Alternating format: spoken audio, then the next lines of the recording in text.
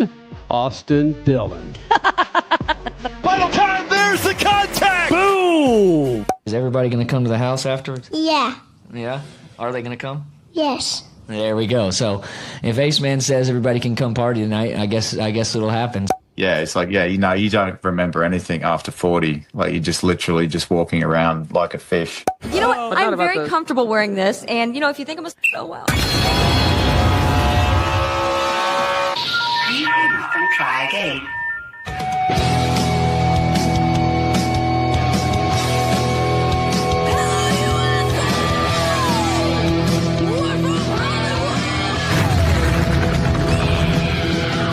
Live on the Freak Radio Network, broadcasting from the Lucas Oil Studios, driven by General Tire. Rock on, baby! I am serious. Here's the Freaks.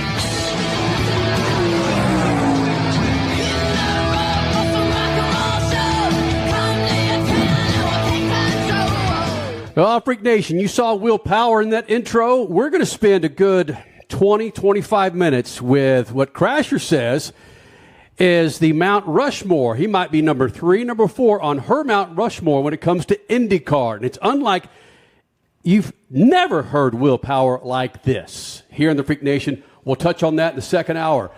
Austin Dillon with a legitimate win at Richmond this time. And they actually crowned a freaking champion last night, right? Didn't they crown William Byron with the Drivers' Championship for regular season? But did they hand him the trophy? No. No. So he clinches. He clinches the regular season championship. And who muffed that up? Even NASCAR's onto us, man. They didn't want to take up TV time with handing William Boring Byron a trophy. Because they were even excited last night with Richmond's Saturday night race, and the fact that they didn't want to take up 2-3 minutes of William Boring Byron. Oh, William, we love you, man. We love you. A lot of things happened on Saturday night for the Richmond race, Freak Nation. Cole Cusimano was working at a big-ass pizza joint, watching the race, freaking shortchanging all of his customers, making sure they got the wrong pizza. But damn it, Cole Cusimano is going to give us some insight to that NASCAR Cup Series race. Hey, right. This is where when you come to Phoenix, this is where you get your pizza. That's right, Amici Pizza. Legit. Bang. And what's so awesome about Amici Pizza is Cole's been on this show for, 7 or 8 months now, and he's only brought pizza in here once. Ooh, really? Shots fired. Shots fired. Wow. Freaking General Tire gives him some new tires, and we get one freaking pizza. Ooh. That's it. That's not as bad as William Boring Byron, Freak Nation. You put me in charge of the sound drops now. Pizza every week from here on out. There we go. I declare. There we go. Oh! Attaboy. So unhinged. This is, we're diving deep. Now I know your addiction, Kenny, back in the day with the sound clips. This is too much fun. We're going to crown will we crown a Beat the Freaks winner tonight? We'll also have that. Right. Be sure you follow us on Twitter and X for your shot at a set of General Tires. You got to beat us when it comes to NASCAR Cup Series racing before the weekend, Freak Nation, or actually over the weekend, Freak Nation. Follow us on Twitter, Instagram, Facebook, the website, speedfreaks.tv. Austin Dillon coming up in moments. Richard C. Childress joining us here in the Freak Nation. And going into this weekend, man, I think, Cole, you told me this. The Friday before qualifying, Austin Dillon was what when it came to odds? Austin Dillon opened the weekend at plus 5,000. So if I would have dropped $10 on that, what would have happened? You would have won $500. Boom. Yeah. 10 to 500. Yeah. And then after qualifying, which he qualified 11th, really good effort there, he was still plus 3,000. So you could have won $300. He threw 10 down. So, yeah, he pulled it out again, once again, repeat at Richmond, and there was all the reasons pointing to him, having another successful weekend, which he did. Wow. You saw the Open, and we'll touch on that when it comes to Beat the Freaks. I took a flyer when I picked Austin Dillon to win the damn race. And what's so fantastic about this, I'm going to be honest with you. Crasher and I were at a soccer tournament with our lovely daughter and her team during the race, but we're getting updates on our text thread from all these happy bastards, and the no effing way Dillon's going to win this race. No effing way Dillon's going to. There was all this trash on. I picked Austin Dillon to win this damn race, just kind of a whim. On a whim, whatever. He won last year. Well, Crasher. I know. We know how he won last year. Right. I see Joey Logano. Bam! And I just took a flyer on the guy. That's how much confidence I had in Austin Dillon winning this race. I didn't bet on the guy at 5,001. When I set that up last Wednesday for Beat the Freaks, Cole Cusimano. Mm-hmm. Right? Yeah, you definitely did. But like I said, he had 3 top 15s over his last 4 starts going into this weekend. And people forget, before he bonsai'd Hamlin and Logano last year, he had a 3-second lead over them before that last caution came out. So right. he's had a great track record there. He's done well there in the lower series, and lo and behold, he repeats there once again. So well, I hate to do this, Freak Nation. Richie, please don't take up the entire segment, my friend. But you're comparing Austin Dillon's run to a Hall of Famer. To what? Yeah. Listen, I've not tried psilocybin. But I'm told that you might have tried psilocybin last night. This is not true. What? Dude, okay. How do you come up with this crap? That was a Jimmy Johnson-like drive from Austin Dillon, and I'm not being facetious. Will you hit your freaking drop when you say that, please? That one? Yeah. That's not, no. How do you get this? A 7-timer, you're comparing Austin Dillon, who's won 2 races in the last 2 years, to Jimmy Johnson. Go ahead. The floor is yours. First of all, most laps led in the number 3 car since Dale Earnhardt Sr., 100-plus laps. Whoa. 100-plus laps led. He dominated that entire third stage, right? Third stage of this race, let me try and set this up as best I can. I can go on for a while. But he drove past Ryan Blaney to take the lead of that race on a little bit fresher tires. And he gambled. Him and his team gambled a little bit. And what they did was they undercut the 12 of Ryan Blaney, pitted early. On the final stop. On the final stop, on the money stop, wink, and gambled, and ended up, and his team told Austin Dillon, hey, save your tires on your first couple laps of this run so you have some later in the race. And it worked. And Austin Dillon was smart enough and a good enough driver to save his tires for that entire third run and said goodbye. And as soon as Ryan Blaney pitted, he had no chance. And he sailed off into the sunset and led the last entire bit of that race. And that was an elite level drive from Austin Dillon. I don't know if you can watch that race and go how anybody could have driven that race better than Austin Dillon did. Incredible drive from Austin Dillon. A lot of people will joke about his talent, et cetera, et cetera. Watch that race, and that was an elite level drive. A drive like that with Jimmy Johnson or Jeff Gordon or Denny Hamlin or Martin Truex Jr. Kyle Larson, and you're like, God dang, that was one hell of a drive, but Austin Dillon's never going to get the credit. Elite level drive from Austin Dillon. He deserves to be in the playoffs because of that. I mean, he had a 4-second lead in closing laps. Yeah. That is elite. Yes. That's absolutely elite. If that would have been Kyle Larson, Chase Elliott, Denny Hamlin, would those folks that watch NASCAR full time, would they have already been like, this is a boring race? If a suspected driver to win the race was leading that much with 3 or 4 seconds left in the race versus Austin Dillon, who a lot of folks said had no chance, was it people watching Austin Dillon like they're just waiting for him to stumble? To me, that was part of it, honestly. To me, I tweeted this out last night, too, and I said that. I basically said, I'm locked in to this race, and Austin Dillon leading this race for a spot in the playoffs on the line. That made me tune in, and that made me more entertained than having anybody else. So for people who complain about the playoffs suck, why don't we have a full season points? Watch that race last night and tell me that race didn't matter more to Austin Dillon and an RCR team.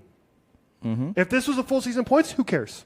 It's another race. It's like, this race doesn't matter. But it mattered last night, and that's what made it so awesome. That's an extremely valid point. Yeah. But Austin Dillon joins his teammate Kyle Busch in the playoffs, right?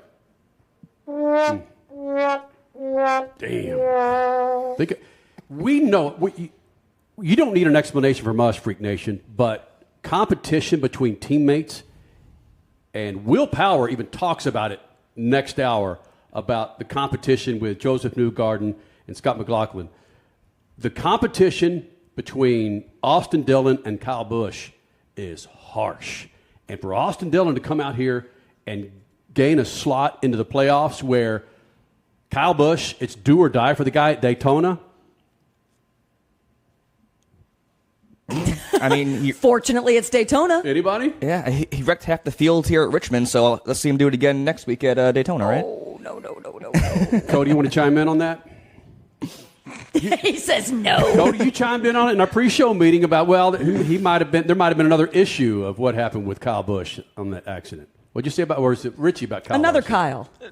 There was a certain a brake pedal applied by the 5 car. Could have went a different way. And that's, what, Cody cutting on Kyle Larson? Yep. That's like that me doesn't cutting happen. on my daughter. Being able to cut down my daughter a little bit, saying, she caused that accident, man. She caused the game. That's tough. So the big one that people are pinning on Kyle Busch, you are saying, Cody, that Quickly. the 5 car hit the brakes and maybe that was the instigation of the accident.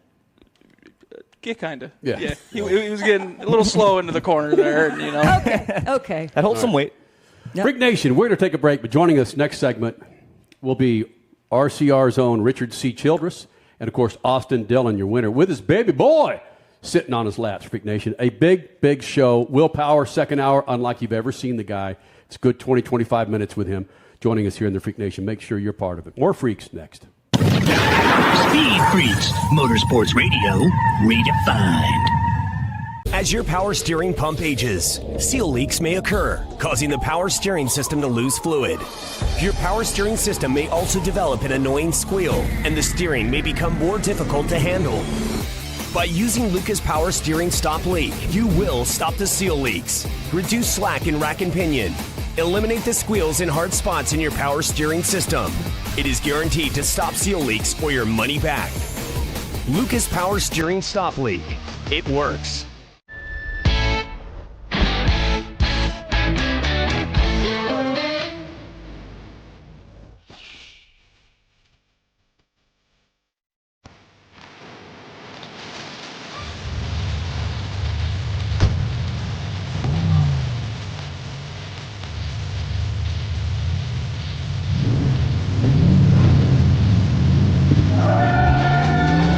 Whatever you do, General Tire delivers.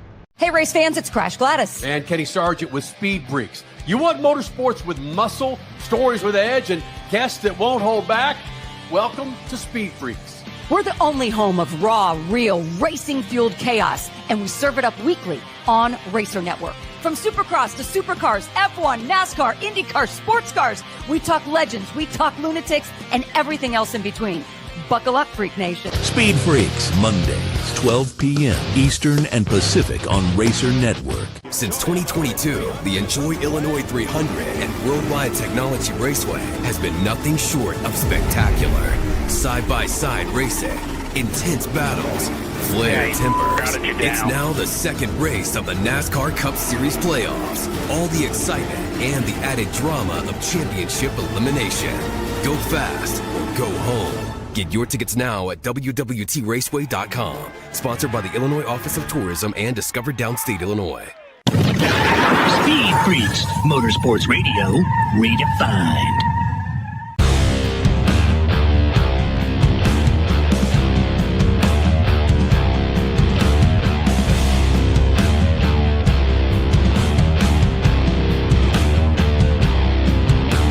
Coming up, Freak Nation, Austin Dillon, your Richmond Saturday night race series winner. All right, your Cup winner, coming up here in the Freak Nation with his boss and his grandpappy, Richard C. Childress, joining us here in the Freak Nation. But first, this segment brought to you by our good friends at Lucas Oil. Go to lucasoil.com to check out a line of products to keep your rides fat and happy. Got yourself a two-wheel out in the garage? What about a ski boat? Hell, what about a classic Mustang? Lucas Oil has the products to keep your rides on the road. Go to lucasoil.com.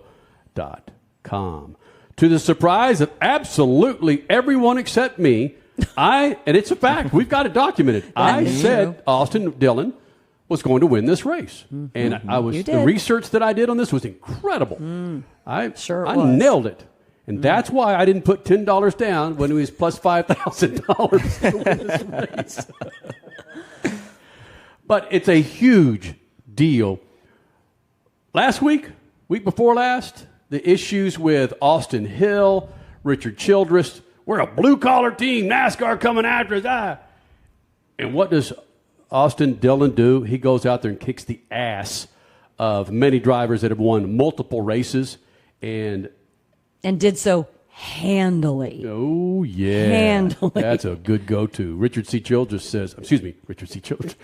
Suave believes it was a run like seven-timer Jimmy Johnson back in the day. Championship level. Cole, you can't deny. You can't deny. You didn't get a chance. We ran out of time to get you to respond to my comments. Okay. You can't deny that drive from Austin Dillon was mightily, mightily impressive. Absolutely. And you didn't. I would not expect Austin Dillon to drive like he did at Richmond on Saturday night. I agree. No, I definitely agree. But he earned every bit of that victory. Him and the entire 3-team, honestly. There's just complete execution from the top down. And, you got to give credit where it's due. So right. I have no disputes there. 7-time champ level, though? I don't know. Yeah, you know what? Richie, that's like the Jets. Final drive, they win a regular season game. Really? That reminded me of the 80s San Francisco 49ers and the 4 championships they won. That was just a game. Anyway, we'll get into that. When we do Horsepower Hunt Day, it's always Wednesday before race weekend, and we were going into this race thinking it was going to be another snoozer. Mm-hmm. But lo and behold, it wasn't, Freak Nation. Tire degradation and other issues. Austin Dillon, someone that no one thought was going to win the damn race, also helped. But Cole, what I found out in the post-race was that dude had one of the gnarliest injuries to drive a race car with to that win. Yeah, unbeknownst to many, Austin Dillon disclosed in his post-race presser that he raced the last 2 weeks going into Richmond with a broken rib. And here is what he had to say on how the injury happened. I don't like to talk about it, but I fell off a ladder pulling my bow case off to get ready for hunting season. I came down a ladder and just missed the last step and fell on top of the bow case, and it knocked the breath out of me. I knew it was pretty bad. Went ahead and raced Iowa, and then I got it x-rayed, and that about the 7th one on my right is broken. So just been racing with it. It's been pretty painful, but yeah, I've raced Watkins Glen in Iowa and then here. Yeah, Watkins Glen is the kicker right there. Mm-hmm. That's the kicker. Your body's moving in so many different positions. Broken rib. Ooh. And what did you say his last, how many races? He had 3 top 15s over his last 4 starts. Holy smokes, with a freaking cracked-ass rib. Told you, man. Championship level. We got to start putting Austin Dillon and Jimmy Johnson in the same sentence. One of those top 15s was at Watkins Glen, too, where he's ripping the left and right turns. So, really impressive. Impressive drive by this 3-team so far. Keep that 4 shot. There are 4 people that you're looking at on this camera right now, and one of us has cracked his ribs twice skiing in 2 out of the last 3 years. Cole, how many times have you been skiing? Exactly 0. There you go. Leave it at that. And it's painful as hell, man. You fart, cough, laugh, turn over in the bed. I can't imagine driving a G-damn race car with, this wasn't just one. It was like a freaking shrapnel.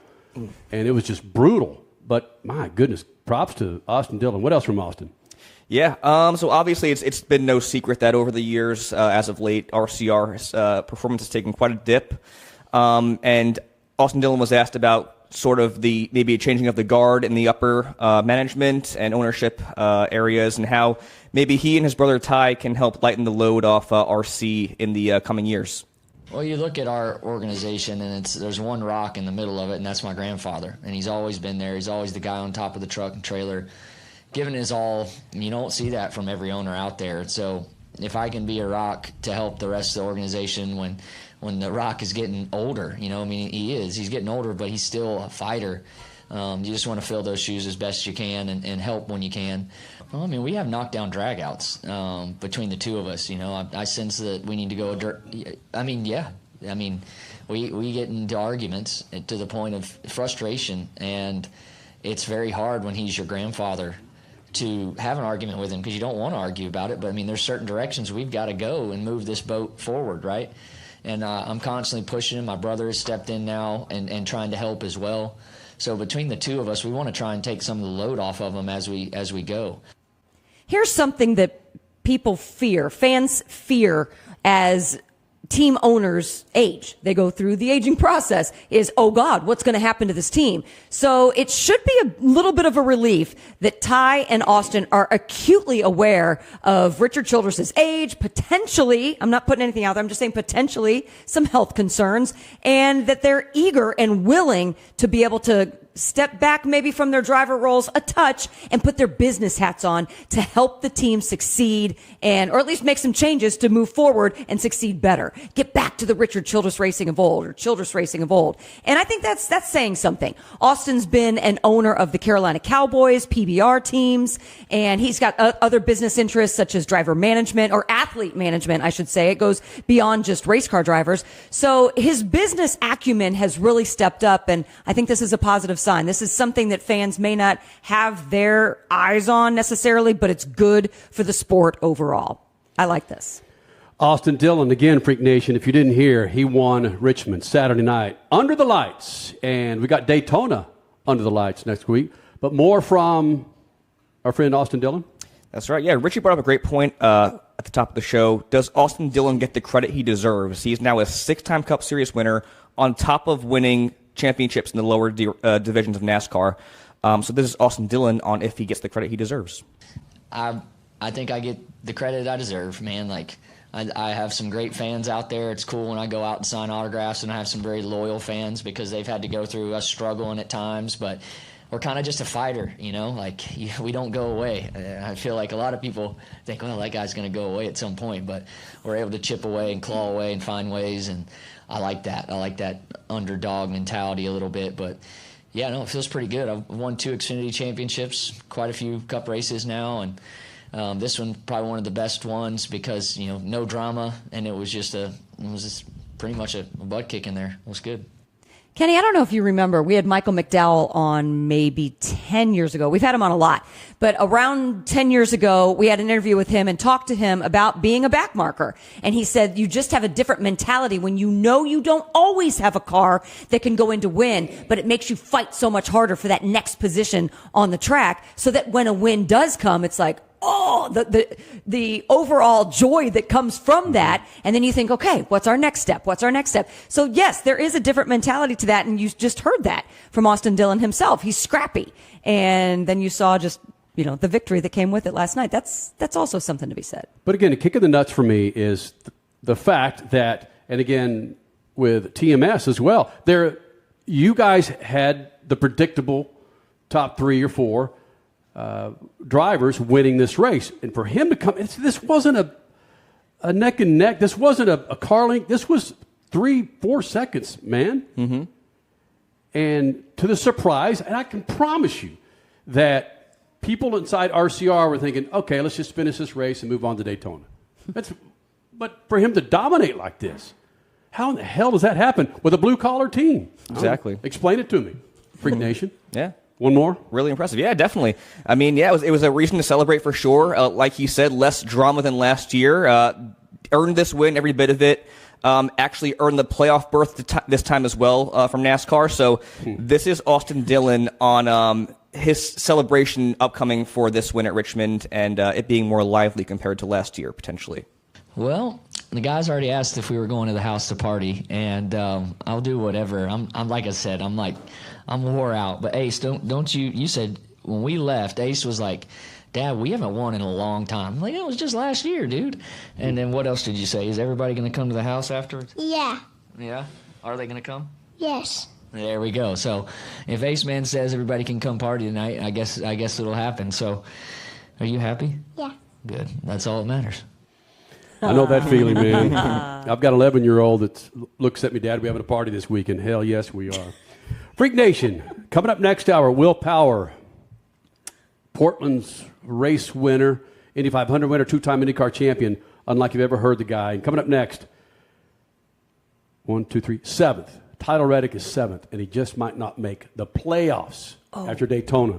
That's next. SpeedFreaks Pits, Lucas Oil Studios. Speed Freaks, Motorsports Radio, redefined.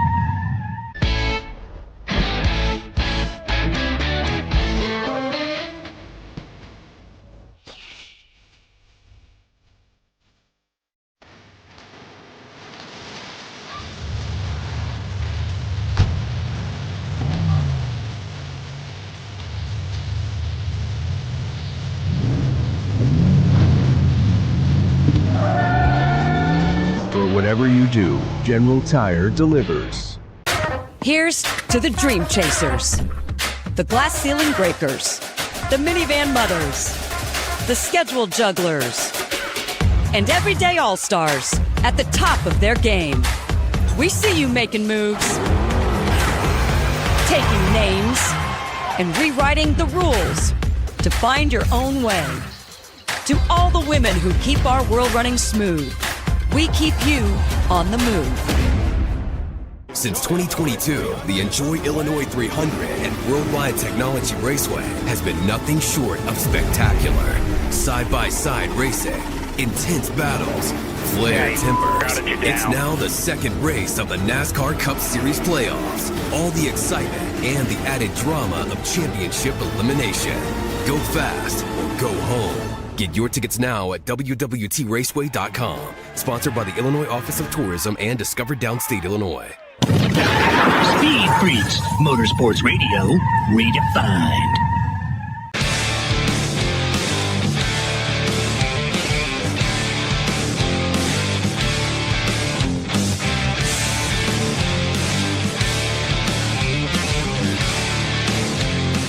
Freak Nation, Tyler Reddick, 7th in points. Just might not make the playoffs after Daytona. We'll get to that. But first, our friends at General Tire remind you, it is crap hot out there. Go get yourself some new General Tires. For more information, go to GeneralTire.com to find a dealer near you. Trust me, there's one near you. Go to GeneralTire.com, the official tire of the Freak Nation. That's General Tire. So Richie was talking about this in our pre-show meeting, and it's kind of a stunner. If you look at the regular season points, Tyler Reddick is 7th in points. But in playoff standings, he sits at where, Richie? He is currently 15th in the playoff standings right now because we've had 14 different winners. Got it. So Tyler Reddick has yet to win a race this year. Reminder, he won the regular season championship in 2024. He was also a member of the Final Four at Phoenix and had a chance to win a championship this year. And he might just miss out on the playoffs completely if he has a bad race at Daytona. And we all know Daytona, as wild card as that is, you get caught up in the big one, and his championship hopes could be over just like that, depending on how Alex Bowman finishes as well. Mm-hmm. That's just mind-blowing. Oh, that's just wow. Who's got the purists in their blood? Would Cole be the best snorkeler for this? What do you mean? Tyler Reddick, sitting 7th in points, misses the playoffs to a Michael McDowell, Carson Hocevar, an A.J. Allmendinger. Are you crying foul? Yes, I am. I mean, even though it's by the rules, you're still crying foul, right? Absolutely. I mean, it's no different than when Harrison Burton won last year. I was a fan of that. But, I mean, obviously it'd be a big miss if he didn't make the playoffs, seeing as he won the regular season championship last year, made the championship 4. But I can make the case that guys like Alex Bowman with 14 top 10s, and Tyler Reddick, who has yet to eclipse 10 on the season, deserves to be in there over him. I'd make the case that Ryan Preece with 10 top 10s, running top 15 every damn week, should be in there over him. So, I mean, you want to see him in there. You want to see those 2311 cars in there, obviously. It's better when MJ's on the screen and pull in more viewers, but man, it's very possible. I know he has one Talladega win under his resume in the Cup Series, but you got a lot of hungry drivers out there below the cut line. Brad Keselowski, Alex Bowman. So it's very much up in the air. I'm very pumped for this weekend, though. It's going to be a great one at Daytona. In any other sport, because people like to compare NASCAR, whoever, NHRA, whoever has a playoff in racing to playoffs in stick and ball. In any other sport, there aren't bonus points for you winning a game in order to make your playoffs. So therein lies one of the problems, I believe, with the current playoff system, is being rewarded for a win outside of being guaranteed into the playoffs. I like this win and you're in thing, but getting extra points so as to potentially have someone in the top 10 in points not make your playoffs is a little off to me. There is maybe where a change could happen. Remember the grief last year after Logano went on to win? When Harrison Burton got into the playoffs, the grief that NASCAR took, and actually, was it Phoenix where the two Steves were at the table just getting hammered about the playoff system, and we don't listen to the fans, and They've got to be crossing everything on their freaking body, hoping that doesn't happen. Because racing fans, football fans, basketball fans, you want the 8, 16, depending on whatever the series of sport we're talking about. You want the 16 best G-Dam drivers to race. And if Ty Dillon gets in, even if Ty Gibbs gets in, and Tyler Reddick or Alex Bowman, they don't get in, I mean, it kind of sucks ass. But at the same time, as I've said many times, I love chaos. So quietly cheering for an A.J. Allmendinger or a Kyle Busch or Brad Keselowski, Michael McDowell for the win? Yeah, I am. I mean, not to take away from these guys, but you look at the round of 16, you have Austin Cindric, Austin Dillon, SVG. These are guys that are going to be first-round exits, in my opinion. Again, not taking away from what they did this season and their wins, but, like, do you see them taking out a William Byron, a Kyle Larson, Christopher Bell? Like, I just don't see it happening. So if there's another driver, a fifth one, like an Edgy Allmendinger or a Todd Gilliland, like, it's just going to be a waste of a playoff spot, in my opinion. Well, I hate that argument. That is one of my least favorite arguments from anybody regarding NASCAR. It's a waste of a playoff spot. What do you mean by that? How'd Harrison Burton do last year? He exited in round 1. Yeah, he did. So what? That happens. Like, it's a waste of a spot. No, but that doesn't make any sense because you don't hear that in any other sports. You hear that in no other sports. You're like, oh, hey, the Diamondbacks made it as a wild card 84-win team in 2023. You talk to people before the playoffs started, even myself, and you go, that's a waste of a playoff spot. They're going to get their ass kicked by the Milwaukee Brewers.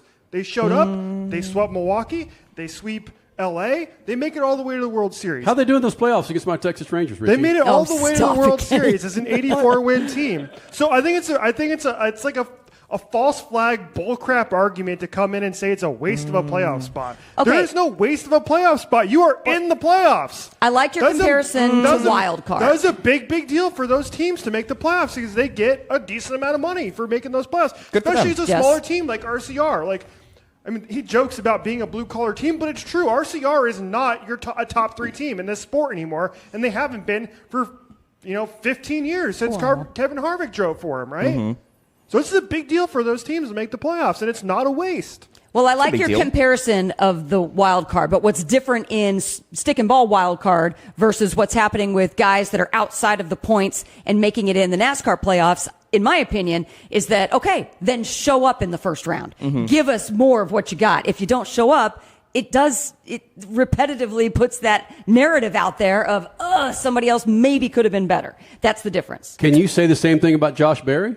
Yes, I can. He's taking up a spot that he shouldn't? Well, if he makes the playoffs? I would argue he has a better shot than guys like SVG and Austin Cindric because he has speed on the ovals and short tracks and whatnot. But, like, I think you can't argue stick and ball in this scenario for playoffs because you're talking about a collection of wins and losses in these respective leagues, whereas in NASCAR, you have somebody like SVG with 4 wins and 1 additional top 10 outside of that. So it's like, I don't know. I just don't see the correlation or the comparison there that you can make with NASCAR and stick and ball and playoffs and I guess validity in that. You know what, though? After Richmond on Saturday night, okay, I hear your Harrison Burtons, I hear your Austin Dillons.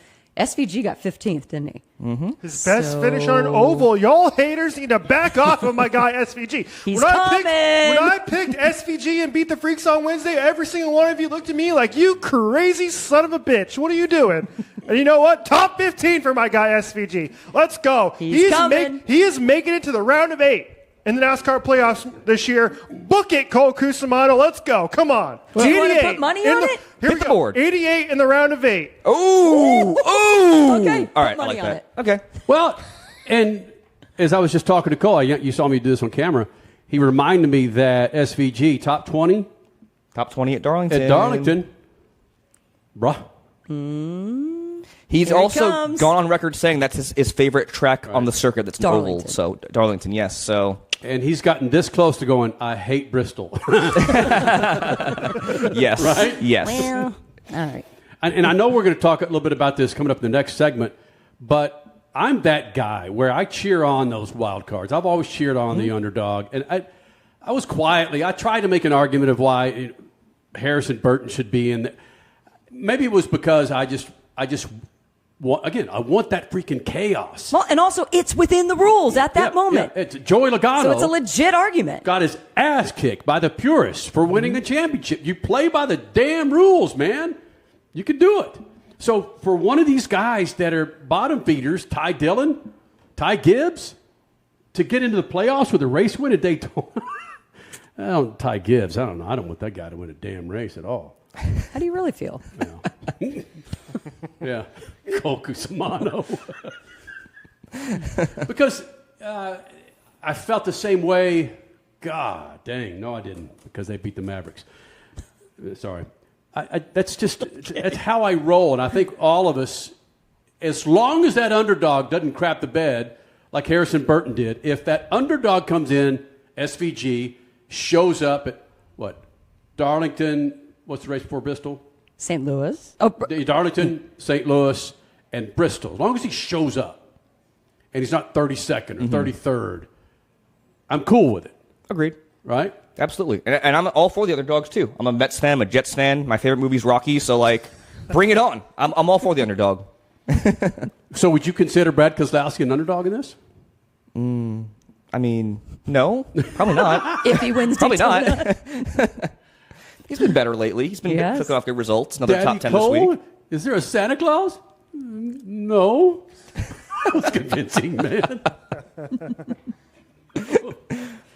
All right, Freak Nation, coming up next, more on the playoffs. One driver that I say NASCAR is a whole hell of a lot better when he's in the headlines and he's making the playoffs. Right now, he's currently not in the playoffs.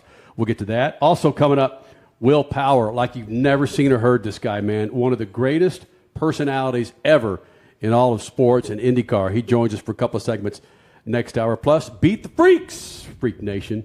Did our contestant beat the Freaks at Richmond? It's all coming up. Speed Freaks Pits and the Lucas Oil Studios. Yeah, because I want respect in the paddock. But I don't want the opposite, where everyone thinks I'm a wanker.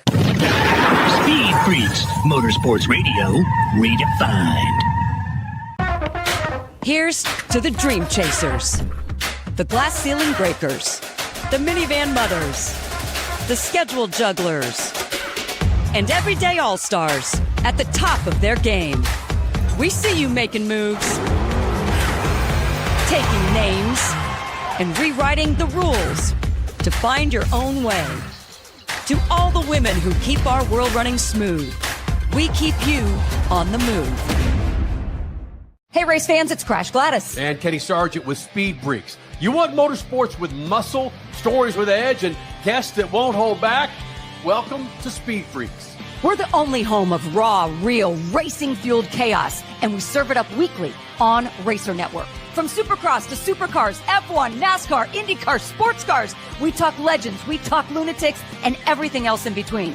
Buckle up, Freak Nation. Speed Freaks, Mondays, 12 p.m. Eastern and Pacific on Racer Network. Freak Nation, head to your local General Tire dealership now to check out the latest additions to their product lineup. The Grabber family of tires are engineered for durability and feature innovative performance features that offer all-terrain capability, blending exceptional off-road durability and impressive on-road performance, all while sporting aggressive styling. For outstanding off-road performance coupled with strong street manners, look no further than General Tire. General Tire delivers for whatever you do, and the official tire of Speed Freaks since 2001. Since 2022, the Enjoy Illinois 300 and Worldwide Technology Raceway has been nothing short of spectacular. Side-by-side racing, intense battles, flared tempers. It's now the second race of the NASCAR Cup Series playoffs. All the excitement and the added drama of championship elimination. Go fast or go home. Get your tickets now at www.raceway.com. Sponsored by the Illinois Office of Tourism and Discover Downstate, Illinois. Speed Freaks, Motorsports Radio, redefined.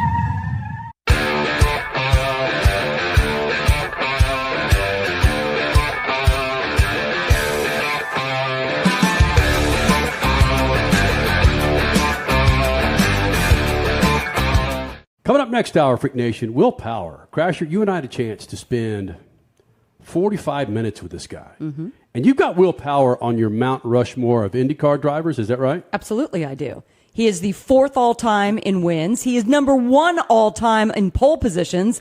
And he's still got so much left in the tank. So already he's top four in each of the main qualifiers, in my opinion. So yes, why would he not be on Mount Rushmore with Scott Dixon, Mario Andretti, and AJ Foyt?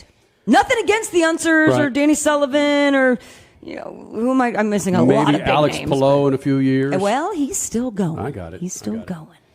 And on that note, the things that we learned from Will Power in this interview, Richie evidently already knew that there is a movie in the works, or what was it that he said, Crasher? It's done. It's done, and his brother's going to be shopping it? He is currently shopping it for film festivals. Yep. Because festival season is upon us. So let's see. Let's go. It's a short. Right. But you may or may not know about shorts. If a short is picked up by a big-time producer, they can turn it into a full feature. And so if this does win some awards, who knows? The possibilities are endless. And the background of Will Power is bonkers, man. Comes out of an area of Australia. You talk about blue collar, man, where you had to fight your way into many areas just to prove your worth. And he talks about that. It's not just fight. It's fight. Yeah. It's very interesting. We got to the bottom of why the double birds, where that came from. His movie. He sets the record straight with Roger Penske. Yeah, man. A big second hour. A lot of time with Will Power. You don't want to miss that, Freak Nation. And in between breaks, I just love these. We get divisive in a lot of our opinions, Freak Nation. And when we found out that Dover until the schedule's released, we don't know, but allegedly Dover will become the home of the All-Star race next year. Cole Cusimano, what's your problem with Dover as the All-Star race? It deserves a points-paying race. The All-Star race is an exhibition event. It's a BS event, in my opinion. I don't think it should be a thing anymore. It should be an off week on the schedule. I think it's a slap in the face to Dover and the history that it brought. It has been in the sport for a long time in NASCAR. Seeing this facility firsthand, seeing how the community embraces these race weekends, a slap in the face. That's simple as that. Why wouldn't they embrace an All-Star weekend? What does it matter? The All-Star weekend is just done. There is no juice to it whatsoever. I've said this back when it was on a few months ago. I have zero interest anymore whatsoever. I do not care for it at all. So you're alluding to potentially, if Dover does become the location of the All-Star race, that it will lose any points-paying race. I mean, it only has one race on the circuit right now. It used to have two on the schedule, but I mean, as you saw with Richmond this weekend, they had a sellout crowd. So when these tracks that had double weekends go to one date, they tend to do much better, sellout wise. So imagine that. I don't know. I don't think they have a points paying race and the All-Star race, but I could be wrong. Listen, if Cole Cusimano could have a baby, he would name it Dover. Man, he's in love with Dover. Miles Dover. Whatever, damn it. Freak. He would, because he's in love with this racetrack. So I it's a great track. If Cole had a baby, he would name it Miles Dover. Yeah. I get it. I understand your passion for that track. But Cody Big Johnson, put the camera on you for a second.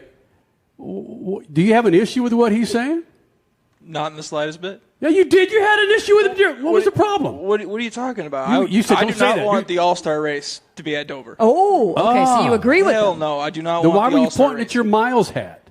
Because Richie brought it up to shame on Miles. So I wanted to make sure he knew that the eyes were looking right at him. The eyes. Turn your head to the left. Show the Freak Nation the eyes of Miles on there you go. Freak Nation, we have Daytona left for a driver to make it in. One final driver to make it in, right, Richie? Correct. One final driver to make it in for the playoffs. And Austin Dillon earned his way in. According to the rules, he earned his way in to the playoffs. Josh Berry earned his way in within the rules. Harrison Burton, 2 years ago? Last year, earned his way in, Freak Nation. Those are the rules. Where does Austin Dillon sit in the points standings, Richie? Right now, he is 25th after the win. So, Austin Dillon would not be considered the top 16 best drivers make it in the playoffs. Is that right? According to the points, right? You'd be correct. Mm-hmm. And I said this in our pre-show meeting. Right now, Kyle Busch is looking up at the playoffs. He has to win Daytona to get in. And my statement about Kyle Busch, NASCAR is better when Kyle Busch is part of the headlines. Not saying he's one of the top 16 drivers right now, but with Kyle Busch in the headlines, it punches freaking tickets. And now where Kyle Busch is in his career, it is so strange, Crasher. We've been doing Speed Freaks for 25 freaking years. And the issues with we've had issues with Kyle Busch, but as the guy's gotten older, he's softened the edges. He was humbled the fact that he couldn't find a great ride that he had, like at Joe Gibbs. He was saddled with RCR and then makes the playoffs his first year with RCR. But frankly, this year hasn't had a great season.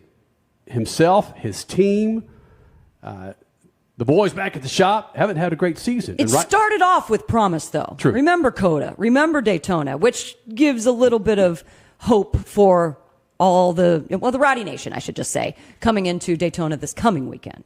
So I'm not going to say quietly. I'm cheering for Kyle Busch to win Daytona because good, bad, and different, he creates a divisive line. Not like he did 10, 15 years ago, but Kyle Busch being in the playoffs is better for NASCAR. I think NASCAR would agree with me. But Cole Cusimano does not agree with me. Or maybe you don't disagree with me that he's good for the headlines, but even if he wins Daytona, do you not feel he should be a part of the playoffs? I mean, I'm not going to say no to a two-time champion and a guy that has over 200 race wins combined. But, I mean, there's more deserving drivers out there. And just to be frank, this team has not been great at all this year. 7 total top 10s, 62 laps led in the entire season. 62 laps led, 17.6 average finish. They're just making mistakes every single weekend. It's not just the lack of speed. It's speeding on pit road. It's other pit road blunders. Just failure to execute. So I just don't think that they are a deserving playoff team. But I agree with what you said that Kyle Busch it's better for NASCAR when Kyle Busch is winning and a part of the headlines. But when he's made headlines since joining RCR, it's been relatively negative. So he has to rewrite the narrative and just come back into the limelight as one of these top-tier drivers, which, you know, you want to blame the equipment and all that all you want, but Austin Dillon went out and whooped the field at Richmond. So it's like, what's the deal here? Is there just a lack of chemistry with the team? Is he getting older? Like, what's the deal? But I don't disagree with you. NASCAR is better when Kyle Busch is winning. Right. So there's really nothing that can be pinpointed yet as to why he has had a fall off. It's been noticeable, a fall off over the last several weeks of the regular season. But we can't really pinpoint it on anything? No, other than Kyle Busch being washed, I don't think there's anything. Like, here's the thing. The stats back it up, too. Do you remember his last Cup Series race win? It was 2023. 2023 at Worldwide Technology Raceway. Oh, it was St. Louis. Wow. 2 years ago. 2 years ago. This is a driver who had won in 19 consecutive seasons. That streak ended last year. He's on the tail end of his career, for sure. But Denny Hamlin's 45 and is a championship contender. So you can't say age is the problem with Kyle Busch. It's just sometimes you just get up at age of 40 driving a race car and you just lose it. Like Kevin Harvick wasn't great at the end of his career. Martin Truex Jr. was like one of the lone exceptions where like he was a championship contender. He won the regular season title, I think, in 2022, and then he just retired after last year. So, but if Kyle Busch is in Denny Hamlin's car and with Joe Gibbs Racing, is Kyle Busch still looking up at the playoffs? Ooh, it's a valid question. I would say no also. Right? We don't know. We don't know. We know it's a combination. We know it's a combination of issues with Kyle Busch. He's been a very good soldier and not hammered RCR for the performance. So, Freak Nation, are you with me? NASCAR is better, good, bad, and different. I don't care what you say. Just take your opinion off of Kyle Busch. You got to agree with me. NASCAR is better when Kyle Busch is in the headlines, is in the playoffs. Freak Nation, coming up next, Will Power, like you've never heard the guy, man. This guy is, as Crasher said, Mount Rushmore material when it comes to the IndyCar series. It's a good 40, 45 minutes we spent with the guy earlier this week. That we straightened it out with Roger Penske. We talked about this movie. We talk about his health, a number of things. His feelings on Joseph Newgarden, Scott McLaughlin. It's great Will Power, Freak Nation. Big second hour coming up next. SpeedFreaks Pits, Lucas Oil Studios. I don't know whether I'm trying to work out whether it's all the crashes or it's actually just age. Speed Freaks, Motorsports Radio, redefined. Since 2022, the Enjoy Illinois 300 and Worldwide Technology Raceway has been nothing short of spectacular. Side-by-side racing, intense battles, flared tempers. It's now the second race of the NASCAR Cup Series playoffs. All the excitement and the added drama of championship elimination. Go fast or go home. Get your tickets now at www.raceway.com. Sponsored by the Illinois Office of Tourism and Discover Downstate Illinois. Summer is finally here. Cookouts, pool parties, and rising gas prices. Time to start using Lucas Fuel Treatment. Lucas Fuel Treatment improves mileage, increases power, and lowers emissions. It's a virtual tune-up in a bottle. Just pour it directly into the tank for a dramatic improvement in the performance of your vehicle. Good for gas and diesel engines. Lucas Fuel Treatment. Get it now at your local auto parts store.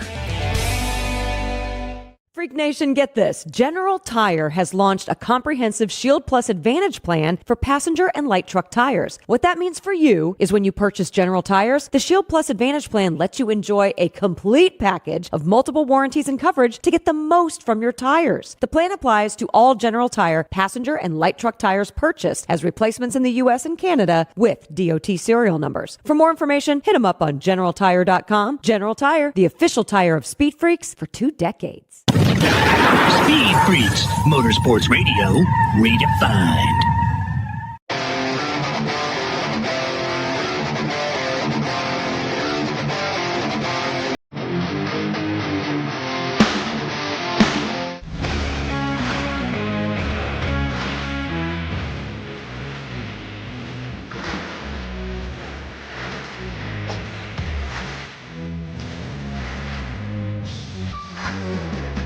And Austin Dillon.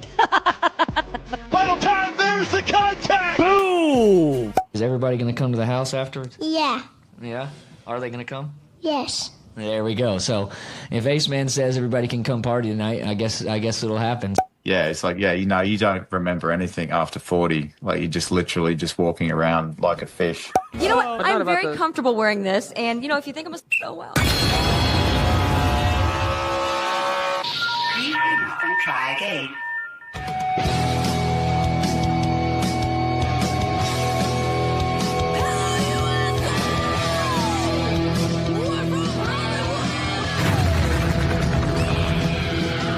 Live on the Freak Radio Network, broadcasting from the Lucas Oil Studios, driven by General Tire. Rock on, baby! I am serious. Here's the Freaks.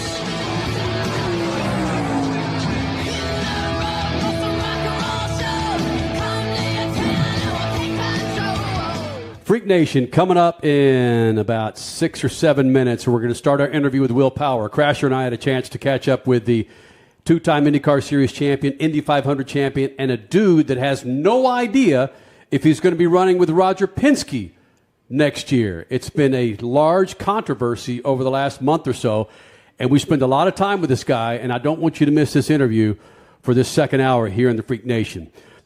And Crasher, we briefly touched on it last hour about the Mount Rushmore for IndyCar for you.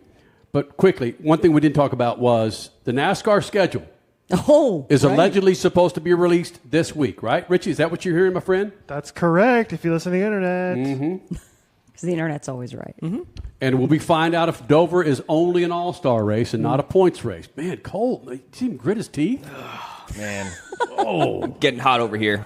How many NASCAR tracks will have Richmond success with one date only? That's intriguing to me. Hold on a second. Were you alluding to something there? Richmond? What are you hearing, Crasher? Richmond as a doubleheader. Whoa, of 2 NASCAR races. What? Hey, Fox wants an oval before the Indy 500. Fans want an oval before the Indy 500. We know that this new executive team has been talking to Richmond, talking to Phoenix, potentially other ovals. And a little birdie may have thrown out that, hey, over this Richmond weekend, is Richmond in? Is Fox pushing for a doubleheader weekend at Richmond the beginning of May? NASCAR, IndyCar, there's your oval before the 500, both on Fox at the same time. Never say never. Fox owns a third of IndyCar, Freak Nation, or Penske Entertainment, and we know that they broadcast the first half of the NASCAR series. Makes a whole hell of a lot of sense. Something we've been clamoring for 25 freaking years, you happy bastards. Well, we loved it. We loved it at Indy. Yeah. But, let's do it at Richmond now. I'm all for it. Freak Nation, Will Power, unlike you've ever seen this guy. And there's 45 minutes of the guy. We'll have it up on our YouTube page, the full unedited version of Will Power. We had to break this down to 30, 25 minutes, man. We're going to kick it off. A portion of it this first segment, then 2 and 3 of this hour. I've never done this for Speed Freaks in 25 years.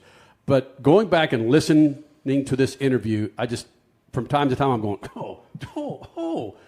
And we start off the interview where he doesn't know we're rolling. And I thought, let's just go with it. I don't know whether I'm trying to work out whether it's all the crashes or it's actually just age. And when I speak to her brothers, they're like, no, it's age. Like, I don't know what I'm doing minute to minute already. Because they're sort of, I've got a couple of older brothers and one that's also in his 40s younger. But yeah, it's like, you don't remember anything after 40. Like, you're just literally just walking around like a fish. Like a fish. Well, and I, again, having Henley at an older stage of my life, the energy and brain waves she sucks out of my head, you can just blame it on Bo. Yes, no, it's like, oh, man, I got to get back to, like, doing some sort of, like, memory training or something. I think, like, you're in school, you're doing schoolwork, and sometimes I have to try remember how to spell things, which is crazy. Like, really basic stuff. Like, how do you actually spell the? I was like, is the E before the H? I just can't remember. Yeah. I was going to go with more complicated words like chicane. Yeah, sometimes the real basic one, like, is that how you spell owl? Like, is it O-U-R? Is it? Or is it O-A-R? I can't. Yeah. Can you spell Penske? No, I can definitely spell Penske. Yeah. But I don't put me on the spot. I can't. Here we go. Is this the thing? Yeah. Oh, I just thought we'd start rolling. Is this the thing? Are we like, this is what's going out? Oh my God. Yeah, I'm definitely not with this stuff going out. Yeah, I won't be racing next year. I mean, there you go. He's got no memories. He's been on a binge of green tea. Yeah. No, hold on. If this is going to go to air, I don't know where we're going to cut this interview, but truth be told, be told, no, it's all good. Truth be told, you are a student of the sport. You talk about your memory. We joke about that. Yeah. I don't think there's a reason why you and Scott Dixon are at the top of the list for everything in IndyCar. You both study the sport. You take a win, you come home, you dissect it. You take last year's race, the year before that, you find the faults in it, you dissect it and figure out how to be better at that same track the next year. I don't think people are fully aware of that. And, you could throw out your age. That's such an old white dude way of thinking of, he's old, he's mid-40s. Yet you're at the top of your game because you never stop studying. Let's get that out there more. No, that is exactly right. I've never stopped working hard at this, and I still am. I'm still learning. It's crazy after this many years that you are still picking stuff up, and just I think at this point it just gets more intricate. The little details that you're able to feel, and the inputs in the car, just the smallest of things that you would never have thought about. It's just that you've had so much time in it. I reckon any musician or anyone that has been doing their craft for that long would feel the same. I went and saw Louis C.K. the other night, and just an incredible, and that is just experience of a guy that has been doing that craft for that long. So whatever the discipline is, once you get over 20 years of it, man, you really, especially 20 years of the same car, same tire, and you're really finding little things that you never would have thought of, in the early days. So it is, it's just, oh man, I love it. I'm what you call a racing nerd, I still feel like I'm in my 20s the way I approach it. Well, it's interesting you say that. As the time has gone on, has it become easier to tear down your faults in a certain race and be able to make them better by the next weekend? Has that whole process just become more seamless, which is why you're so damn good? Well, I would say the process of understanding where you're struggling, on a race weekend has, really been streamlined, being able to go out there and execute that. Yes. Yeah. All those little details. I think the biggest gain for me over this time is my mental game, how good I am mentally. Just, and that is not just, I think just in life you get better. You just understand life a lot better by the time you're in your 40s. And, that is, and that plays into, how you emotionally take any ups and downs. I think you're just way more stable in that respect. And but also just, how you deal with these high pressure situations. I was leading with a lot of pressure at the end of that race, and I was very calm. I was in a place that I've been so many times before, and in a place I enjoy. And you're just less prone to mistakes because of that, the way you are, the way, mentally you are in those situations. There's things going in the IndyCar series right now that some drivers are upset at some of the younger drivers because they feel like there's some aggressive driving going on. And arguably, you could make an argument for either side. Who's the aggressor on either side of the equation here? Do you feel like there maybe needs to be some sort of a come to Jesus meeting of the veterans and the young guys, or is this just part of the sport? The series is at a level where, it's, I would say, this is what I'd say, is that the toughest, the thing that is most effective to stop someone driving in a way that's, probably overly aggressive or has many incidents is being called out in a driver meeting by his peers, by his fellow drivers. That puts a lot of pressure on a driver to know that, hey, everyone around you thinks that you're, Kyle Novak can say it, Max Pappas, these guys that are in racing drive, but when all your fellow drivers say you're too aggressive, man, that he gets called out sort of in the forum of everyone sitting together. I've noticed that is very effective. It's because you're always looking for approval from all your peers. I mean, that's competition. That's in life. So when you're called out, you really think about it. You really think, well, what's everyone think of me? Because I want respect in the paddock. But I don't want the opposite, where everyone thinks, I'm a wanker. Freak Nation, and it gets even better. We set the record straight with Roger Penske, ups and downs of dealing with issues outside the track, and his acting career, and would he do a nudie scene with Margot Robbie?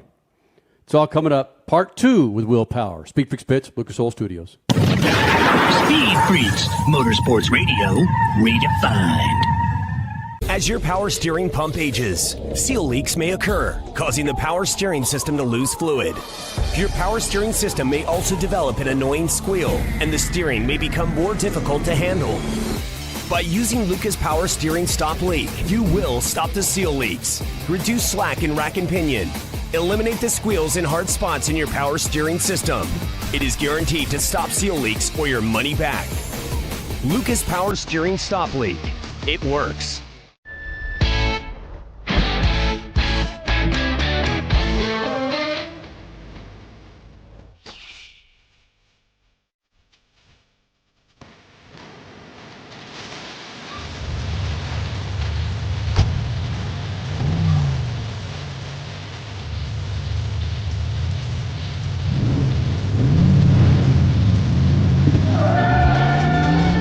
Whatever you do, General Tire delivers. Hey, race fans, it's Crash Gladys. And Kenny Sargent with SpeedFreaks. You want motorsports with muscle, stories with edge, and guests that won't hold back?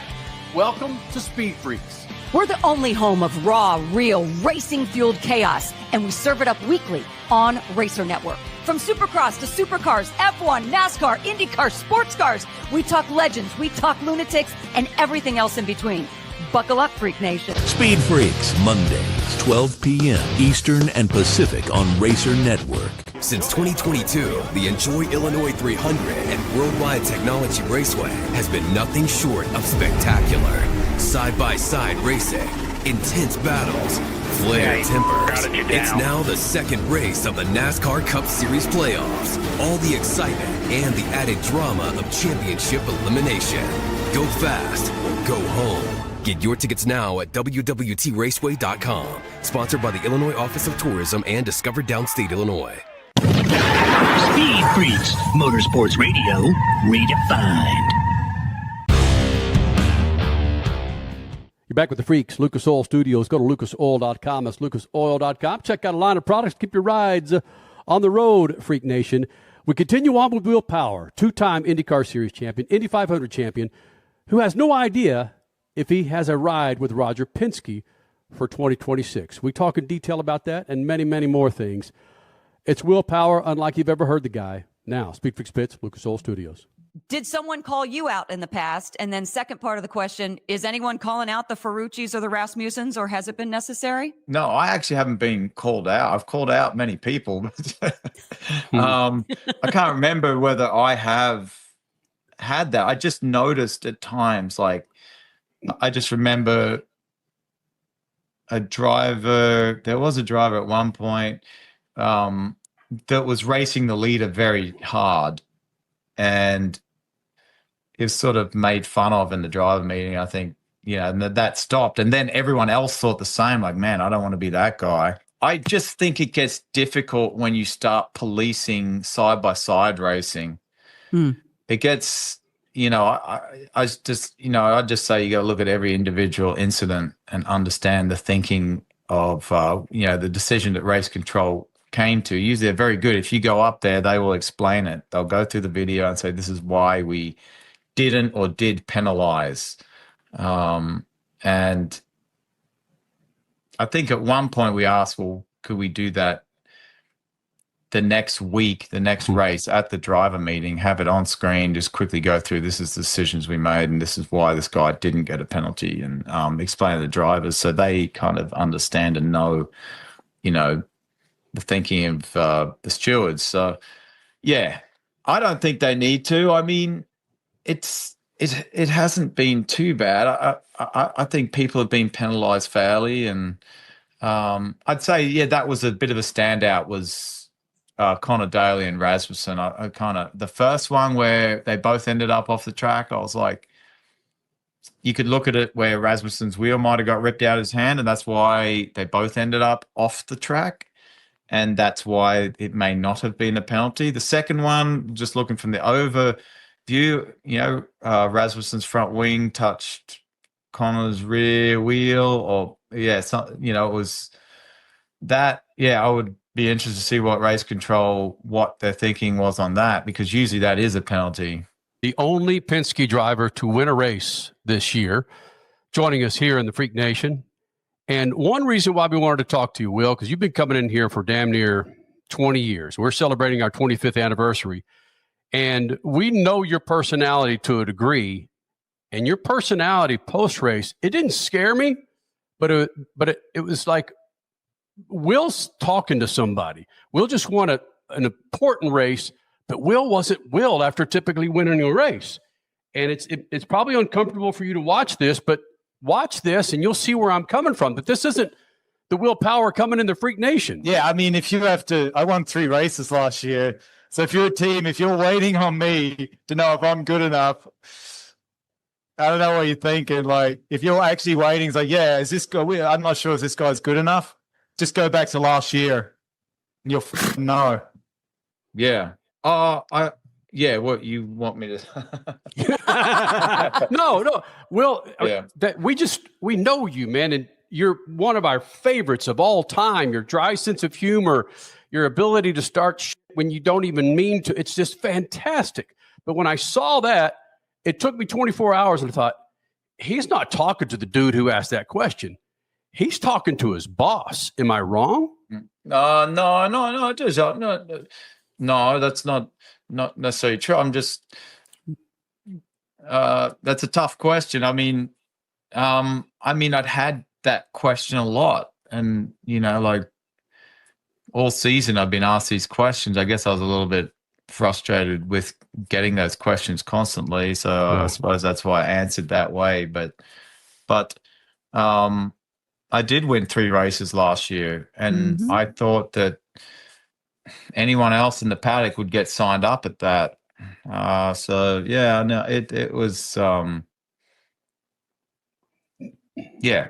it's been I would say it has been a very stressful year for me.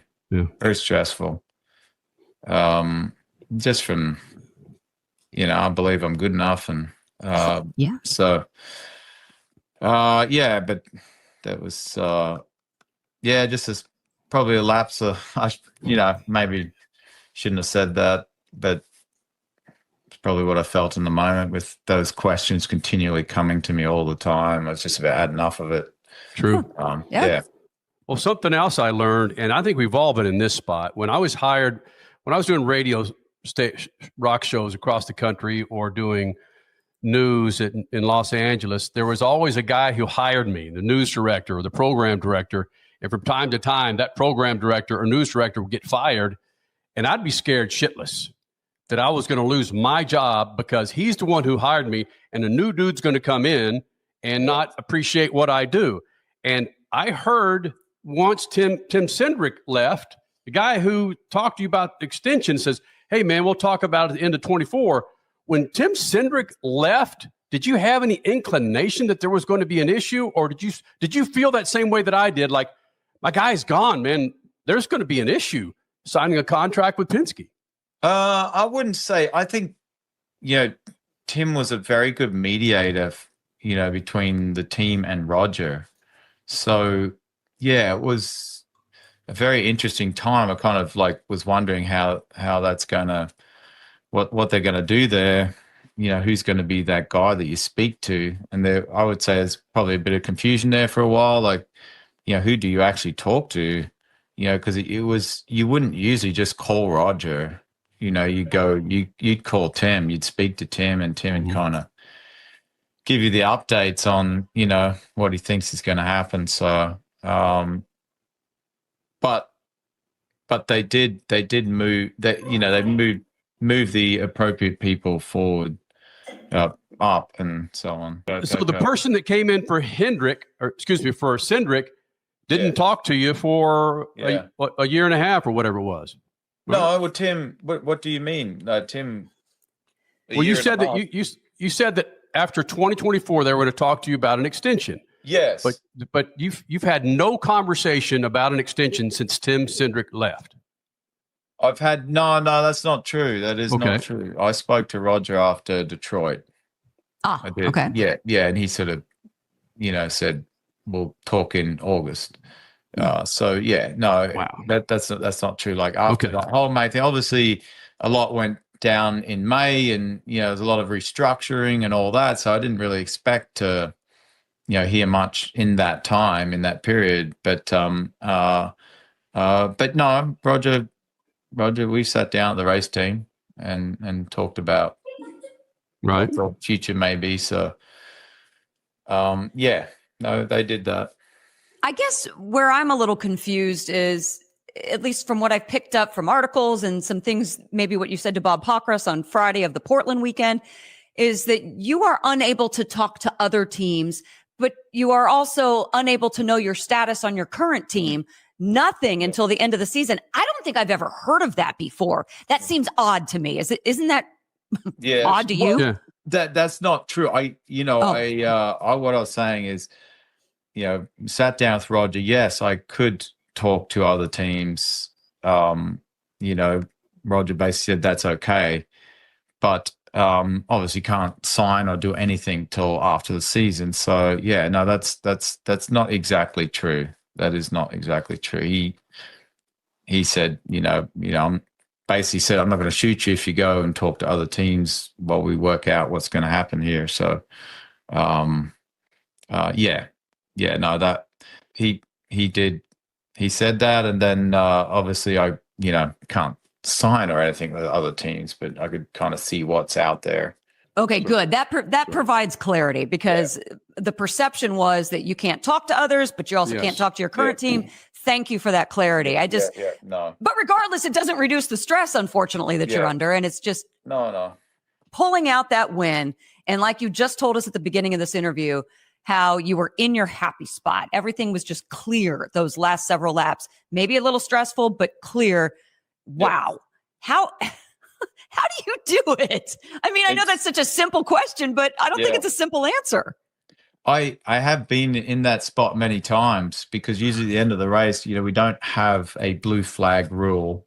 I had used tires and the other two had new tires. So, we'd played our cards early. We'd, started on new tires and picked the strategy to go along, so at the end of the day, picking the new tires early was good, got a massive gap. But we knew at some point we're going to be, have to deal with used tires, but it was just being mistake free. And I know I said it after the first segment, it gets even better. Well, it does. Freak Nation. More with Will Power coming up here at SpeedFreaks Pits, Lucas Oil Studios. Speed Freaks, Motorsports Radio, redefined.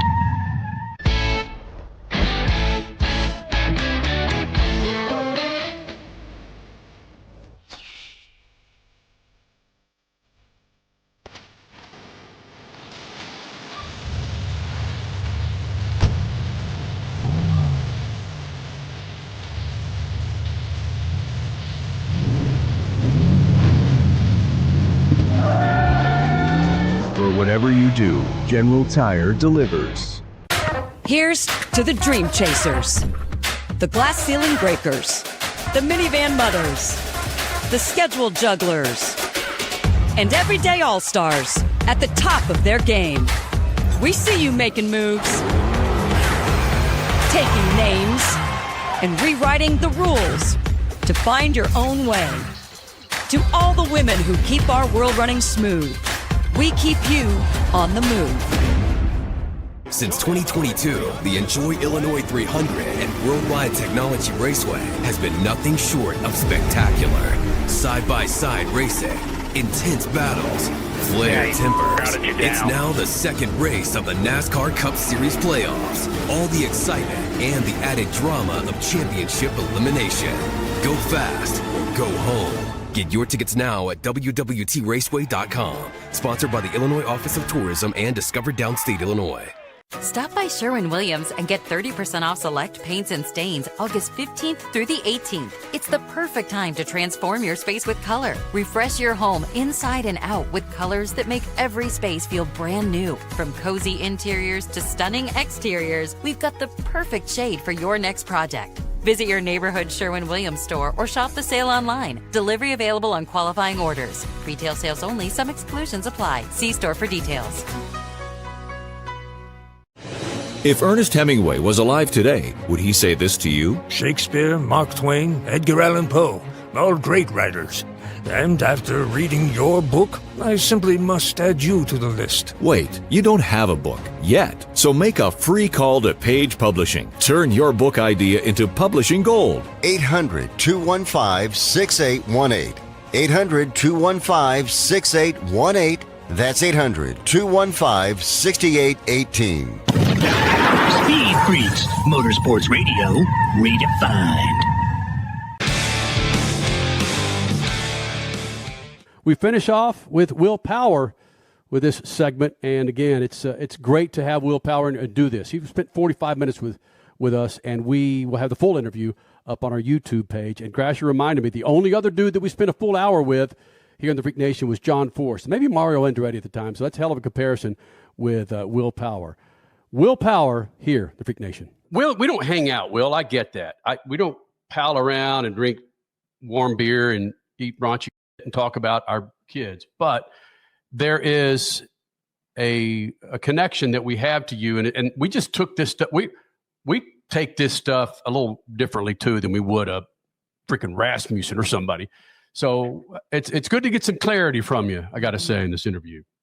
No, it's I've enjoyed coming on your show for years. It's always been fun, because I enjoy to joke around. This has always been that's been my family, man. My dad had a great sense of humor. My brother's stand-up comedian, so we always did have a laugh at people's expense. It was very enjoyable. So. Especially your brothers. There was one time we talked to you a year or two ago, maybe, and your brother Damien was actually working on potentially a script with the group in New York. Is that any further down the road where IndyCar may benefit? Well, so that script, so I think HBO paid him to sort of write those seasons, and then HBO was bought by someone and split, so he got that script back. He could resell it, but in the off season, we did a short film which he's entering into film festivals together, and so that's completed now. It's a short film. It's like 20 minutes. It's actually not a comedy. It was a serious piece. It was difficult acting. I acted myself in it. And it was actually very draining when it's not, where it's not lighthearted. It's quite deep in a way. Is it about you? Is it a racing short flick? It is actually about me. Yes, it is. Yeah. This is amazing. That's no bullshit, Will. Yeah. What? No, I'm not. Did you say it's no bullshit? No, that's for real. We did that. Yeah. Oh my gosh, I'm stoked now. So it's not public anywhere. I would imagine it's not on like YouTube or something, but it's going to be entered into the film festivals. The circuit starting, I would assume, the beginning of 26. No, like he was trying to get it entered for a film festival. It's a big one coming up. I can't remember. One of those big Cannes or whatever it is.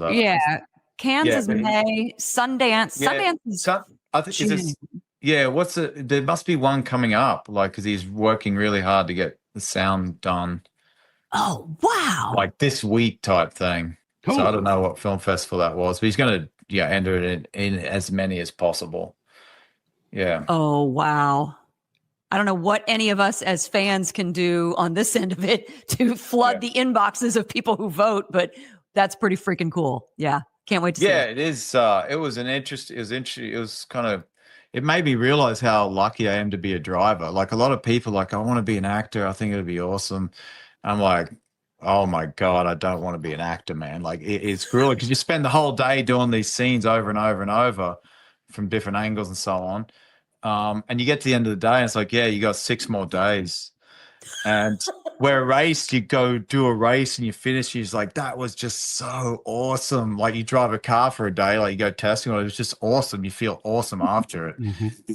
But at the end of filming, you feel like crap. You're like, oh, I don't want to do anymore. This really sucks.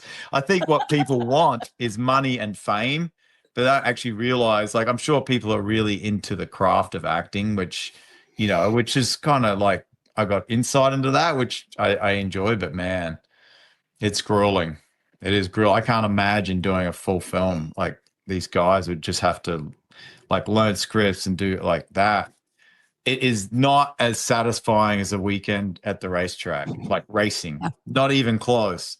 Like getting paid to be a race car driver is way better than getting paid to be an actor. I promise you. It's a whole different mental game. What if your brother comes in and says, Will, that bear rug on your couch, the only way that I can get Margot Robbie in my movie with you is you've got to pretend to make love to her. Oh, goodness. Would you do that for your brother? Show me on the bear rug. What, this bear rug? Yeah, with Margot Robbie. But it's not even the same one. I don't know what happened to that bear rug. It was kind of like my wife must have she must have seen the episode and got a bit embarrassed. She had a bear rug on that. It was, but mind you, I love animals. I've never killed an animal. I know.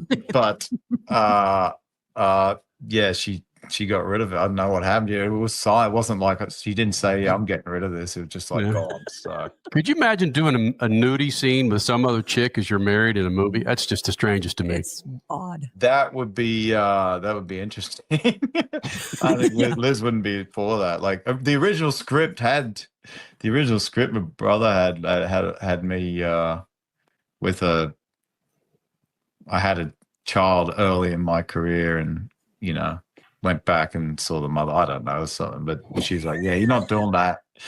You're not doing that script." Look at Liz with creative control. I'm loving it. Yeah, no, it was. Oh man, well, the reason we're doing these films is it was so interesting growing up in Toowoomba, this small blue collar town, and and I think it's interesting to my brother, the fact that I actually made it to this level in motorsport, because to know me as a teenager, there's just no way you'd go, that guy made it there. Like I was such a nut. So, in a pretty crazy town.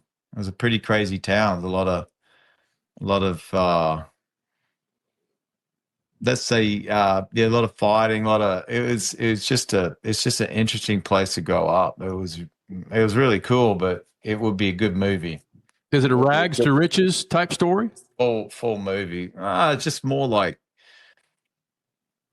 once I left Toowoomba, it's just crazy how different, the rest of the world was. That's kind of how I felt. Like it took a long time to get the Toowoomba out of me. It's still a bit in me, as you know, when you see some interviews and so on, and some of the things I've done over the past. But that was me all the time back in the day. So the double birds was Toowoomba. That was very much Toowoomba, yeah. Okay. That was very much, but more than that, it's fighting and a lot of hardcore stuff. Yeah, it was just a very tough town. Let's say very, very tough blue collar town. Very tough. And you're judged on your ability to fight. That's sort of how your status was. That's where you stacked up. Like, is he a good fighter? That's the first thing you would ask when you met someone new. It's like, hey, this new guy, like, I've been hanging out with this guy. Is he a good fighter? That was like at school, at primary school, it was always about, is he a good fighter? That's a very normal thing in that town. So that's when I left Toowoomba, I just realized that that's not normal. Oh, wow. Yeah, but seriously, it's not normal. But that was the thing then. As we grew up as kids, starting from a very young age, you're judged on your fighting abilities. Well, you say that it's hard to believe, or maybe for some people back home, that you've made it to the big stage now, but actually that helped lay the foundation for you. You're not a fighter in the physical sense now, but you fight for everything in your sport, and you do it successfully because of the mental mindset that was basically beat into you, pun intended, when you were a kid. I would say coming from that town, you felt that you had to work extra hard. There's no question. It's like, how could you get from that small town to, racing IndyCar at Indianapolis? I mean, that was, I think that's what's interesting about that story. It was just never was planned. It wasn't like there's never in a million years, if you'd asked me when I was 20 that, you said you'd be racing IndyCars for Penske, it just wouldn't have been, thought. Unlike some people you pick in go-karts, like this guy's going to be really good, from a very young age. So it's a different, it's just an interesting story, I think. By Damian Power. He writes scripts every day, yeah. Yeah. But I'm not a liar. Oh, stop. Kenny. But I'm not a liar. What is he saying? Come on. He's saying you can't hear it? No, I got to unmute it. You only put up for a second, so I can't. Well, it's real quick. Unmute it. Here we go. No, I know. I'm trying to. All right, here we go. But I'm not a liar. Oh, but I'm not a liar. Okay, I gotcha. There you go. That's just a drop we play every now and then just to catch people off guard. Yeah. Okay. Yeah. Freak Nation, the full 43 minutes with Will Power. Check it out on our YouTube page at Official Speed Freaks. Incredible time with Will Power. Beat the Freaks. Did we beat you, freaks? That's next. SpeedFreaks Pits, Lucas Oil Studios. Speed Freaks, Motorsports Radio, redefined.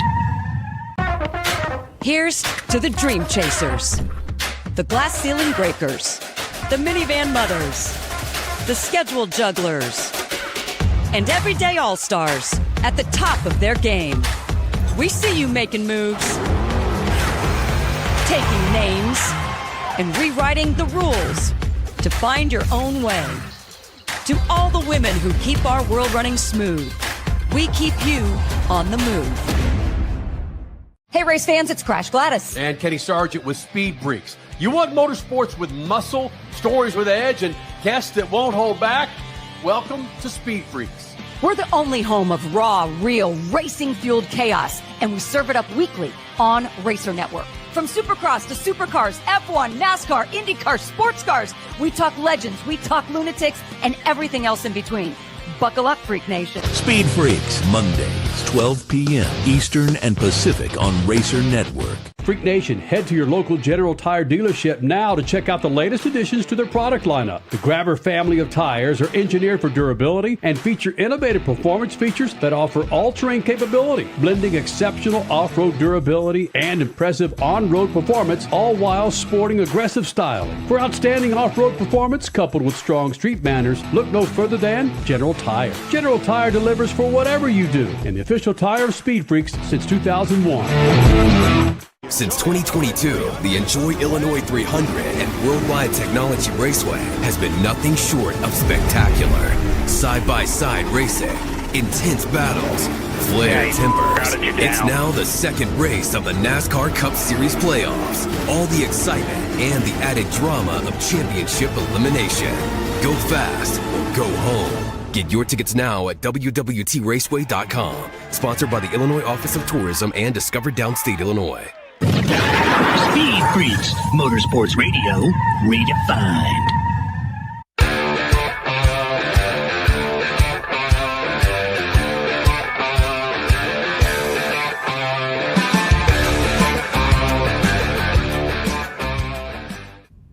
Freak Nation, coming up in a few minutes, we find out if we award another Freak Nation member a set of General Tires. We've gotten our ass kicked this year. But I'm not sure if it's going to work this time when yours truly, go to the foreshot, I want to see these happy bastards' faces. When yours truly picked Austin Dillon to win this damn race. Yeah, just go one step further. Cole, what else did he do? And the runner-up, Alex Bowman. Oh, it's incredible. Yeah, I don't think we have a winner. Well, the amount of money that I won on this, zero. That's how much I believe in those guys. Damn it. What's your go-to app? I know you don't bet, but what's your go-to app for betting, Cole? I usually look at the BetMGM values because they're more favorable payouts for NASCAR. But you don't gamble? No. No. Nope. We're not allowed to as media. Right. Yeah. Crasher, if the dealer shows a 3. Oh, stop it! And you've got 17, do you take a hit? No. At a girl. But you say, oh, Yeah, she would. She would hit. no, I wouldn't. Whatever. Freak Nation, if you miss any of the show, you can watch it again on Racer Network, Mondays, 12 p.m. Eastern and Pacific. Or you can go to our official YouTube page, at Official Speed Freaks on YouTube. It's been a great show, man. We've hit so much in this thing, from Austin Dillon to Kyle Busch, Will Power, the playoff system, the lack of a damn good playoff, so much that we hit here in the Freak Nation, including get a single shot of Cole Cusimano. The fact that we may have a all-star race at Dover. That's awesome. And like I said, man, if Cole could birth a freaking baby, he'd call it Miles Dover. He loves that track so much that he'd be disappointed if there's an all-star race, Cole. It's okay, buddy. Yeah. And we hope to find out this week, according to the hacks online, we're supposed to see the 2026 schedule. Maybe as early as Tuesday. Ooh, snap. Yeah. Do we have 4 or 5 road course races? Allegedly, if you listen to Jordan Bianchi, he says 5. We're probably going to lose one. I'll take that. So not 2. Not 2. Okay. Sonoma, Glen, San Diego, Coda. What's the 5th? The Roval? Yeah. Okay. There you go, Freak Nation. All right, every weekend we drop numbers out there, not with just TMS, but with Beat the Freaks, Freak Nation. and we give you a chance to win a set of General Tires. We ask you to name 3 drivers for the NASCAR Cup Series race. If we pick you, you beat us, and again, this all takes place on Twitter. We give you a set of General Tires, Freak Nation. And I didn't realize I had freaking Alex Bowman in my top 3 as well. So I think this is an ass kicking by yours truly. I picked Austin Dillon, Alex Bowman. Who else did I pick? Christopher Bell. Man. Do we have, Richie, do we have a celebratory audio drop that we can throw with this? Because I have a feeling I kicked some ass. I can have it ready. I don't know. This is going to be great because I don't know what any of these are, these buttons, so I'm just going to press on one and we'll find out. Okay. Get William ready, just in case. Okay, here we go. Let's see the graphic there, Freak Nation. All right. Oh, my God. That is. There we go. That's, oh, my God. Wow. The hell happened to me, bro? Whoa. Me, man. Jesus. Listen, Cole Cusimano has been kicking ass as a SpeedFreaks representative all year. I doubled up your points, Cole. That's right. I got to get you on the money stop, I guess. Yeah. Holy cow. Jeez. At least for every Richmond. Yeah. Doubleheader. No. Hey, but we crowned a champion. Yeah. We crowned a champion this year. We did. We crowned a regular season champion with William Boring Byron. Hey, Richie, did they award him the trophy there at Richmond? Oh, man, the celebration was awesome. Did you not see that? You guys were busy. Yeah. You guys were busy doing your post-soccer thing on Saturday night, so y'all didn't get to see the massive celebration they threw for William Byron. They brought out the Steves. Steves was there. The commissioner was there. And then so was the other guy. And they You're were both talking there. about Tyler Reddick last year, aren't you? Yeah, because William Boring Byron did not get a celebration on Saturday night. He got an interview and that's it. He got an interview with the TNT guy, and he was ecstatic, man. I wish we should have gotten that audio because it was great. No trophy. He clinches, and there's no fanfare. So do they cover it next week? It's like anticlimactic, right? Yeah. Do they cover it? They gotta. Yeah, you guys get the trophy. Hey, you won it last week. We talked to you on camera again, but William Byron, again, that's you weird. are the regular season champion. Richie, where's the sound? Oh, yeah, there it is. Sorry, I was trying to look at his odds, dude. I was trying to find out what the regular season championship that gets you in terms of the odds for your. Okay, so NASCAR Cup Series championship odds here after Richmond. Mm-hmm. William Boring Byron is not your favorite. He is 1, 2, 3, 4, 5th at plus 600. Wow. Damn. Not even championship 4. Wow. No, Okay. No. Interesting. Your favorite, Cody Big Johnson, voice of God, is Kyle Larson. Where's he? He's plus 400, and he has raced like utter trash the last 10 weeks. There's a great, I don't have the damn stat in front of me. Maybe we can bring it up again. We'll bring it up this would be great for Hump Day. We'll bring this up again on Hump Day, and we'll talk about Kyle Larson being absolute trash ever since the Indianapolis 500. He's been terrible. He's taken the Joey Logano approach for the playoffs this year. So load him up for a championship bet.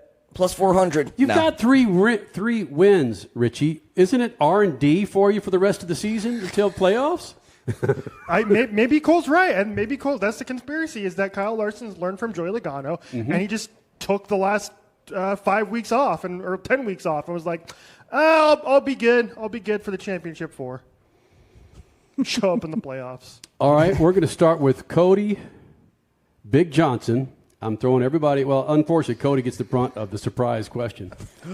All right, Cody Big Johnson. Who's the number 16 that you want in the playoffs after Daytona? Who's the number 16 to get? Who do you want in?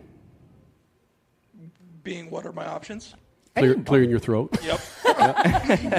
All good. Your options of drivers right now that are not in the 16. Bowman or Reddick, they have to get punted.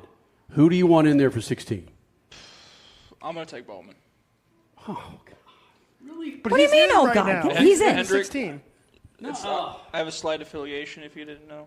We got to get a graphic of a snorkeler that just freaking goes on your freaking mouth, man. Jeez. What? Richie, who do you want in? How is it not Carson Hocevar? Oh. Interesting. Yeah. For all the chaos. Yeah, I like that. Kosovar, baby, let's go. Mm-hmm. Come on. Yeah, Kenny, that's got you written all over it. Captain Chaos. I don't think he's earned it yet. It's a good nickname. Oh. I don't think he's earned it yet. No. I mean, A.J. Allmendinger over at Carson Hoster. I don't need that chaos. Listen, right now it's setting up to have its own chaos without anybody in there with a freaking sledgehammer. Freak Nation, because it's freaking Daytona. Yeah. Cole, who do you want? I want Brad Keselowski, but I think that Ryan Preece deserves it. Ooh. Ooh, over the boss man. Crasher? I'm going to go homer pick Kyle Busch. Come on, his teammate. I almost said his sister. His teammate just won. Come on, guys. Let's do a teammate push to the end at Daytona, old school style. Happened in 2023. With DK and Busher. 2023. Happened in 2020. RCR. They talked about this on the teardown where it happened in 2022. Sorry, and where Tyler Reddick, who had already won, pushed Austin Dillon to the win, and Austin Dillon made the playoffs at Daytona. So, boom. Yeah, it's happened before. Let's do it again. I've got a 1A and a 1B. Sorry. Oh, no fair. Because how awesome would this be?